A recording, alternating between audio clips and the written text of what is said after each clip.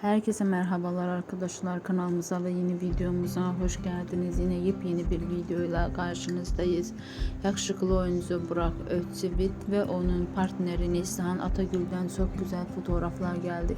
Yeni gelen kareleri sizlerle paylaşıyoruz. Siz de kanalımıza abone olmayı, videomuzu beğenmeyi unutmayın. İyi seyirler, hoşça kalın, bizimle kalın.